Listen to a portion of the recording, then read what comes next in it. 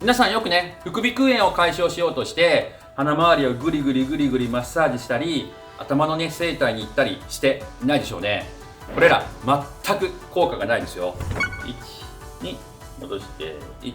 2戻して、これだけでこの目の周りね、ものすごくすっきりしますよね。門下生の皆さん、ようこそ。山内です。このチャンネルでは、私が長年研究開発した整体テクニック、手技を習熟度ごとに門下生のみんなに伝授していきます。今回は鼻詰まりや副鼻腔炎を改善する山内流ストレッチ、副鼻腔のファシアリリースを伝授していきます。こちらは誰でも簡単にできる山内流でいうところの初級のセルフ整体です。あなたは鼻詰まりがなかなか治らない、匂いが分かりづらくなった、鼻の奥の方が痛い、そんなね鼻の症状でお悩みではないでしょうか。その原因、もしかしたら副鼻腔炎が原因かもしれませんよ。副鼻腔炎は鼻や副鼻腔の中の粘膜が腫れて炎症を起こした状態を言います。それらが悪化するとね、鼻炎の症状だけでなくてね、頭痛や肩こり、首こりが起こったり、嗅覚の異常が起こったり、風邪などにね感染しやすくなったり、アレルギー症状も出やすくなります。とてもね外部からのね攻撃に対する抵抗力が弱くなってしまうんですね。そこで今回は辛い副鼻腔炎や鼻詰まりをすっきり解消して、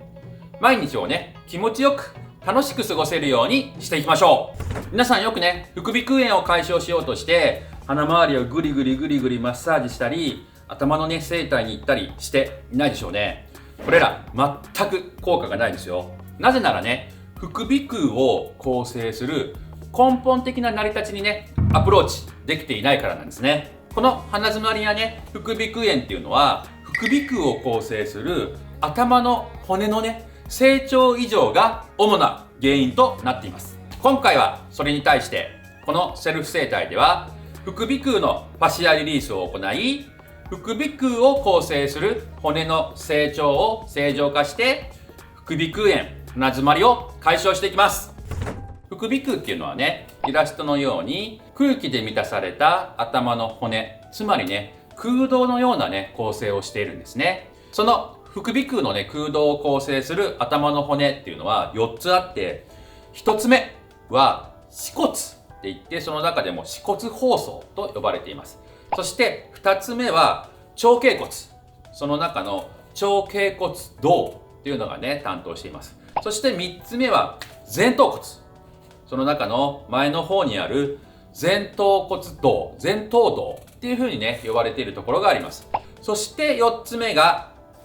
上顎骨、ここのね上顎骨胴っていうところ、この4つの骨がねこれつながっていて、空洞をねしっかり構成して、外から吸った外気にフィルターをかけてね外敵を体内にね侵入させないように頑張っているんですね。生まれたての赤ちゃんっていうのはね、この歯骨だけに空洞が形成されていて、外敵にねフィルターをかけてくれるんですね。ですけれども頭とかね長脛骨、青いね上顎っていうのは生まれたての時はねまだ空洞が形成されていないんですよ。つまり成長しながらねこの空洞を作っていって、外敵に対してフィルターをかけられる、そういう機能を成長しながら作っていくんですね。そしてさらに興味深いのは、頭の骨が成長するように私たちってね成人に向けてね手足身長長くなっていきますよね。そして、18歳ぐらい成人すると成長軟骨が閉じて成長も止まってしまいます。ですがね、この副鼻腔の空洞を構成するこの頭の骨、4つの骨っていうのは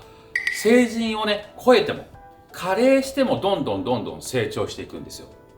ですのでね、私が言いたいのは、今お悩みの症状がもう年だからとかね言って諦めないで、私と一緒にねこの副鼻腔の空洞をねしっかり整えるアプローチをして、今のねお悩み、そして症状を絶対ね根本的にね解決していきましょ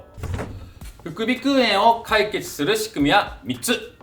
1、副鼻腔を構成する骨の空洞が成長に合わせてねうまく形成されていないため、外敵に対するフィルターがうまくかけられない状況にある。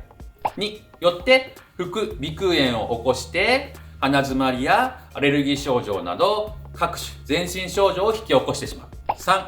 これに対して副鼻腔を構成する骨の空洞が正しく形成されるように、この骨の周りのファシアに対して正しい刺激を行っていく結果、副鼻腔炎や鼻づまりなどのこの副鼻腔症状が根本解決されるっていうわけなんですね。親指と中指で鼻と鼻の間をつまみます。こんな感じです。つまみっぱなしです。そして2つ目、もう一方、親指と中指でこうやってね、頭のこめかみをつまみましょう。こんな感じです。そして2秒、中指を離しましょう。いきますね。1、2、戻して、今度は2秒かけて親指を離します。いきますね。1、2、離して、こんな感じです。そうすると、こうやってね、両サイドから支え合ってるこの指と指の圧力によって、このね、歯骨と前頭骨がいい感じにたわんでくれます。そうすると感覚センサーがね、しっかり再起動してくれる。これだけでこの目の周りね、ものすごくすっきりしますよね。視界も晴れるし、この鼻の奥もすっきりするし。そして最後、今のね、しっかりとしたファシアリリースを行った後ですね、この副鼻腔に優しい振動も与えてあげたいので、先ほどね、この尾骨の上からこの目のこの上にかけてちょっとずつ振動をね、与えていきましょう。いいですか？左右10回ずつです。1、2、3、4、5、6、7、8、9、10ってこんな感じです。ちょうどね、この辺りですね。この辺りにかけて、1、2、3、4、5、6、7、8、9、10。反対側も、1、2、3、4、5、6、7、8、9、10。こうやってね、ちょっとずつこうやって、振動を与えてあげると、2秒かけて行うセンサーだけではなくて、このね、副鼻腔のね、全身の振動感覚によって、さらに副鼻腔の成長が正常化されますので。もう一回いきますね。1、2、戻して、1、2、戻して、1、2、戻して、1、2、戻して。で、最後に、トントントントントントントントントントン。こっちも10回ぐらい。1、2、3、4、5、6、7、8、9、10ってやると、副鼻腔の周りのファシアのね、中に存在する感覚センサーがしっかり再起動して、成長しながら頭の骨の中の空洞もしっかりね、正常化してくれます。このセルフ整体で注意する、これだけは外してほしくないポイントはたった一つです。しっかりね、骨と骨同士を保持するってことです。ですので、片方の手でこの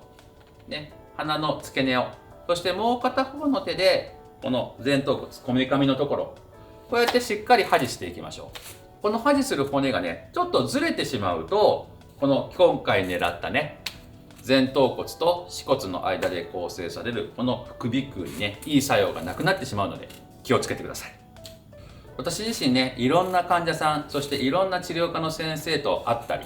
そしていろんな場所に出かけたりして、日々ね、外部からいろんなね、空気を取り入れています。ですので、常にね、この副鼻腔をね、正常化、いい環境にして、しっかりね、体をね、外部から守っています。ですので皆さんもね、しっかりこの副鼻腔の環境を一緒に整えていきましょう。いかがでしたでしょうか？今回の動画が参考になったよっていう門下生のみんなは高評価、そして応援コメントをください。それではまた次回。